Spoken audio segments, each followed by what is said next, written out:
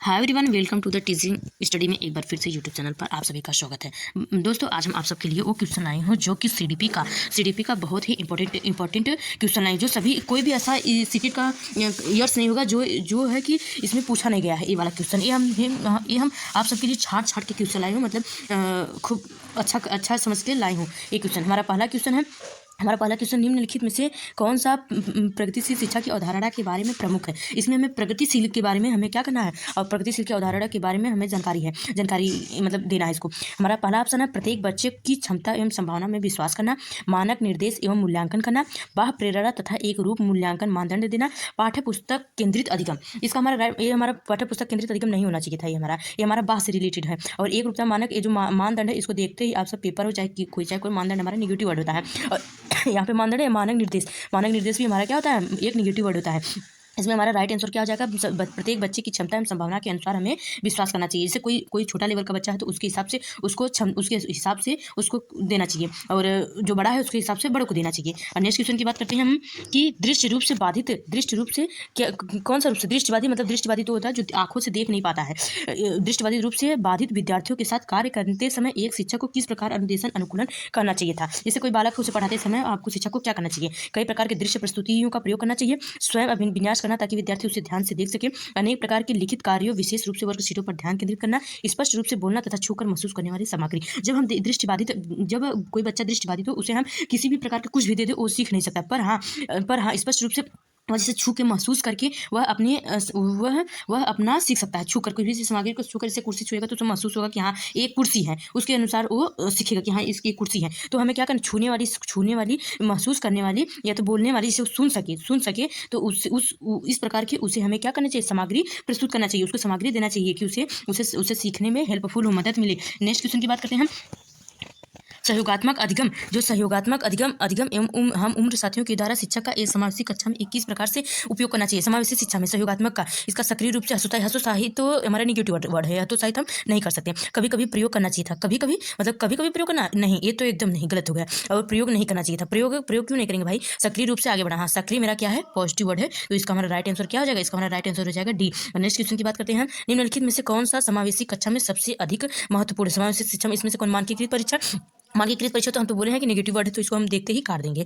और प्रतियोगी अधिगम को बढ़ावा देना, और प्रतियोगिता तो बच्चों के बीच में नहीं करना चाहिए। विशिष्ट शिक्षा योजना, एक रूप निर्देश हमें किसी एक ही प्रकार के हमें निर्देश नहीं देना चाहिए, हमें विशिष्ट प्रकार के यहाँ पे निर्देश देना चाहिए। और विशिष्ट शिक्षा योजना, ये हमारा क्या होगा, राइट हो जाएगा, इसका हमारा राइट आंसर क्या होगा, सी होगा। नेक्स्ट क्वेश्चन की बात करते हैं, एक समस्या को मूल एवं अपसारी समाधानों के साथ करने की योग्यता निम्नलिखित में से किसकी एक प्राथमिक विशेषता हमारा क्या है, क्षतिग्रस्त बच्चों की, सृजनात्मक बच्चों की, अधिगम आवश्यकता वाले बच्चों की, अहम केंद्रित बच्चों की। इसका हमारा राइट आंसर सृजनात्मक बच्चों की, जो हमारे क्रिटिकल थिंकिंग होते हैं, मतलब अपसारी मतलब है जो कि एक समस्या का अधिक समाधान कर सके, उसे क्या कहते हैं, अपसारी चिंतन। तो कौन से बच्चे एक समस्या का अधिक समाधान कर सकते हैं, वो सृजनात्मक बच्चों को एक से अधिक समाधान कर सकते हैं। अभिसारी मतलब जो एक समस्या का जो है एक ही हल करेगा। नेक्स्ट क्वेश्चन हमारा है, एक शिक्षक को विद्यार्थी डैश डैश निर्धारित करने के लिए प्रोत्साहित करना चाहिए, बजाय किसके क्या प्रदर्शन करना चाहिए था और क्या प्रोत्साहित नहीं करना चाहिए था, ये हमको उत्तर देना है।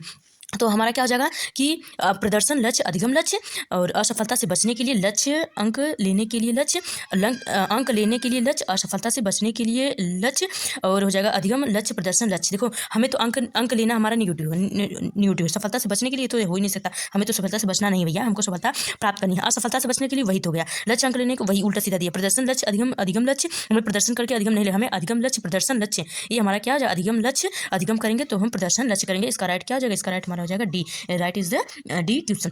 और नेक्स्ट क्वेश्चन की बात करते हैं, 7th वाला, निम्नलिखित में से कौन सा अधिगम के सार्थक सरलीकरण के रूप में परिणित नहीं है, निगेटिव है। इसको हम निगेटिव नहीं के बारे में हमें पता करना। अगर पेपर सॉल्व करते समय नहीं का प्रयोग पहले देख के यहाँ पे नहीं लिख देना, उसके बाद में नहीं तो आप भूल जाएंगे। चलिए अब ऑप्शन पढ़ते हैं। इसका हमारा है, दोहराने एवं स्मरण करने को बढ़ावा देना, उदाहरण एवं गैर उदाहरण का प्रयोग करना, एक समस्या का अनेक तरीके से विचार करने के लिए प्रोत्साहित करना, पहले से उद्यमान ज्ञान से नए ज्ञान को जोड़ना, दोहराने एवं स्मरण को बढ़ावा देना। देखो, हमारा जो एनसीईआरटी 2005 है, वो 2005 एनसीईआरटी 2005 क्या कहता है कि आप दोहराने पर स्मरण करने को बढ़ावा नहीं दे सकते। आप क्या करेंगे, रटने पर बढ़ावा नहीं दे सकते। दोहराना या रटना या स्मरण करना, ये हमारा निगेटिव है। ये हमारा क्या होगा, ये हमारा समझ के ऊपर, ये हमारा समझने को बढ़ावा देता है, मतलब समझ के पढ़ने को बढ़ावा देता है, ये नहीं कि दोहराने पर। नेक्स्ट क्वेश्चन हमारा क्या है, निम्नलिखित रणनीतियों में से कौन सी बच्चों में अर्थ निर्माण को बढ़ा देती है। जैसे जो बच्चे हैं उसको अर्थ निर्माण बढ़ा देते हैं। सूचनाओं का संरक्षण, दंडात्मक साधनों का प्रयोग करना, एक रूप एवं मानकीकृत परीक्षण, अन्वेषण एवं परिचर्चा। देखिए हम पहले वाले क्वेश्चन में बताए हैं कि हमारा जो वो होता है मानकीकृत होता है, जो हमारा मानकीकृत होता है ये हमारा क्या हो जाएगा, ये हमारा निगेटिव वर्ड होता है मानकीकृत, तो इसको हम पहले ही काट देंगे। सूचनाओं का संचार, दंडात्मक, बच्चों को हमको दंड नहीं देना है, बच्चों को हमें दंड नहीं देना है। और सूचनाओं का संरक्षण तो नहीं करना है। अन्वेषण एवं परिचर्चा, अन्वेषण मतलब खोज विधि से हमारा क्या है, बच्चा अपने मतलब अपने से जब खोजेगा तो उसको अर्थ को बढ़ावा देगा, परिचर्चा करेगा मतलब डिस्कशन करेगा। तो क्या होगा, ये हमारा राइट आंसर हो जाएगा D is the correct answer. Next question की बात करते हैं। अपनी कक्षा में सहयोगात्मक अधिगम का प्रयोग करते समय एक शिक्षक की भूमिका किस प्रकार की होती है। एक कक्षा को छोड़ देना तथा बच्चों के स्वयं कार्य करने देना, और गलत हो गया, बी वाला यहीं पे दे दिया है। सहयोगात्मक होना तथा प्रत्येक समूह की निगरानी करना, उस समूह का उससे सहयोग करना जिससे मनोहर एवं प्रतिभाशाली बच्चे हैं। एक मूल दर्शन होना तथा बच्चे जो करना चाहते हैं उसे करने देना। इसका हमारा राइट आंसर क्या हो जाएगा, ये तो हमारा जो है उससे नहीं, जो प्रतिभाशाली मतलब जो तेज है, जो क्रिटिकल थिंकिंग करते हैं उसको नहीं, हमको क्या करना है, हमको सबको साथ में लेके जाना है और क्या करना है, मूल प्रदर्शन उन्हें करने देना, बच्चों की मनमानी नहीं करेंगे। यहाँ पे कक्षा को छोड़ देना तथा बच्चों को स्वयं कार्य करने के नहीं कहना, और सहयोगात्मक होना तथा प्रत्येक समूह की निगरानी करना, ये हमारा क्या हो जाएगा, प्रत्येक समूह कोई सभी समूह का, चाहे वो तेज बच्चा हो, चाहे वो चाहे मतलब लो बच्चा हो या तेज बच्चा हो, तो सभी को हमें एक समान लेकर चलना होता है। इसका हमारा राइट आंसर है be the correct answer. Next question है और हमारा लास्ट क्वेश्चन है। अगर बच्चों हमारा क्वेश्चन थोड़ा सा भी हेल्पफुल लगा हो तो आप हमारे चैनल को सब्सक्राइब करना ना भूलें, और एक लाइक तो क्या होता है, एक लाइक तो बनता है, सब्सक्राइब कर देना और हमारा क्या करना, लाइक कर देना।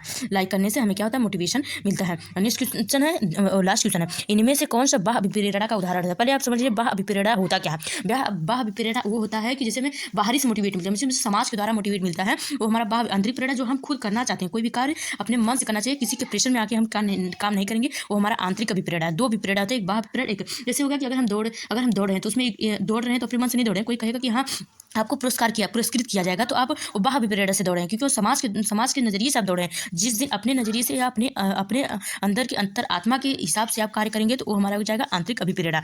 तो ऑप्शन पढ़ते हैं, मैं बहुत अधिक सीखती हूँ जब मैं अपना गृह कार्य करती हूँ। आप बोलो, गृह कार्य करने से मैं अपनी अवधारणा को अच्छी तरह से समझ पाती हूँ। मैं अपना गृह कार्य करना पूरा करती हूँ क्योंकि शिक्षक प्रत्येक नियत कार्य के लिए हमें अंक देते हैं। अब मैं अपना गृह कार्य करना पसंद करती हूँ क्योंकि यह बहुत आनंदमय है। देखिए हम इसका तो आपको हम वो कर दिए हैं, समझा दिए बाह्य अभिप्रेरणा और आंतरिक अभिप्रेरणा क्या होता है। तो इस पर ये मेरा क्या होगा, ये मेरा क्या होगा, आप लोग के लिए होमवर्क हो गया है। आप समझ के क्या हम बोल रहे हैं उसके हिसाब से आप कमेंट सेक्शन में कमेंट करिए तो हम जानेंगे कि हाँ हमारा पढ़ाई हुआ आपको अच्छी तरह से समझ में। चलिए दोस्तों, एक सब्सक्राइब कर देना, सब्सक्राइब करना ना भूलना। चलिए अब इसी के साथ स्टार्ट करते हैं, अब मिलते हैं नेक्स्ट वीडियो में और नेक्स्ट चैप्टर के साथ।